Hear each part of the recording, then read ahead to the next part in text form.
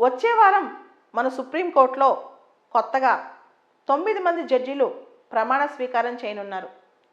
ఇంత పెద్ద ఎత్తున ఇంత షార్ట్ టైంలో ఇంతమంది జడ్జీలు అపాయింట్ కావటం చాలా అరుదనే చెప్పాలి.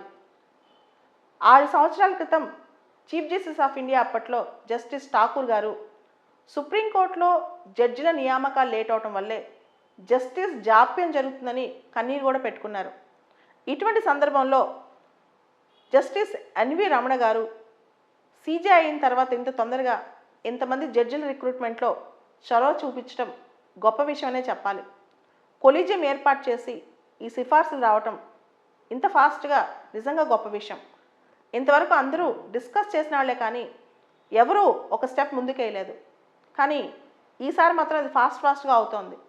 మనందరికీ తెలుసు సుప్రీంకోర్టులో అప్డేటెడ్ వర్షన్ ప్రకారం చీఫ్ జస్టిస్తో కలిపి 34 మంది జడ్జిలు, అంటే 3 మంది జడ్జిలు ఒక సీజేఐ, టోటల్ స్ట్రెంత్ 34 ఉండొచ్చు అనమాట. సో ఈసారి 9 మంది జడ్జిల్ని సిఫార్సు చేయడంతో పాటు అతి ముఖ్యమైన విషయం దానిలో 3 స్త్రీలు ఉన్నారు.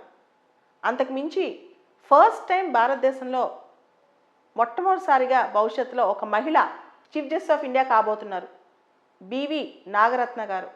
చాలా గొప్ప విషయం. ఎందుకంటే అమ్మాయిలు భారతదేశంలో చూస్తే ప్రైమ్ మినిస్టర్గా ఒక లేడీ వచ్చారు, ప్రెసిడెంట్గా ఒక స్త్రీ ఉన్నారు, స్పీకర్గా ఉన్నారు. ఇప్పుడు మనకి chief justice of India post కూడా ఒక అమ్మాయి ఆక్యుపై చేస్తే చాలామంది ఆడపిల్లలకు అది రోల్ మోడల్ అవుతుంది.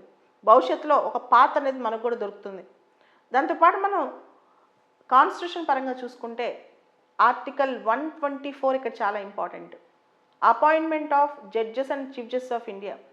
దీనికి సంబంధించి 124లో కొలీజియం అనే మాట లేకపోయినా మనం జ్యుడిషియల్ ప్రొనౌన్స్మెంట్స్ ద్వారా కొలీజియం సిస్టమ్ ఫాలో అవుతున్నాం.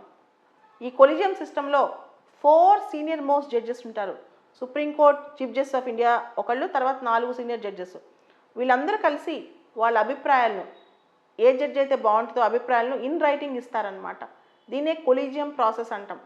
ఒకసారి కొలీజియం పూర్తయిన తర్వాత అది మినిస్ట్రీకి వెళ్ళి అక్కడి నుంచి ప్రెసిడెంట్కి వెళ్తుంది. దాదాపు కొలీజియం రికమెండ్ చేస్తే ఆ రికమెండేషన్స్ యాక్సెప్ట్ చేసినట్టే, unless there is a cogent reason to deny. చాలా పెద్ద రీజన్, ఆ జడ్జి కనుక ఇంటిగ్రిటీ డౌట్ ఉంటే తప్పితే చాలా వరకు అపాయింట్ చేసేస్తారనమాట. సో దీని మీద ఒక విమర్శ కూడా ఉంది. జడ్జెస్ అపాయింటింగ్ జడ్జెస్, న్యాయమూర్తులే న్యాయమూర్తులను సిఫార్సులు చేసుకుంటారా అని చెప్పి. దానికోసం 5 సంవత్సరాల క్రితం మనం ఎన్జాక్ 99వ రాజ్యాంగ సవరణ చేసి నేషనల్ జ్యుడిషియల్ అపాయింట్మెంట్స్ కమిటీ ఏర్పాటు చేసాం 2014లో కాన్స్టిట్యూషన్ అమెండ్ చేసి. కానీ 2015లో ఇది రాజ్యాంగ విరుద్ధం అని చెప్పి సుప్రీంకోర్టే చెప్పేసింది. సో అప్పటి నుంచి కూడా తిరిగి మళ్ళీ మనం కొలీజియం పద్ధతే ఫాలో అవుతున్నాం. సో సుప్రీంకోర్టుకి కొత్తగా జడ్జిలు వస్తున్నారు.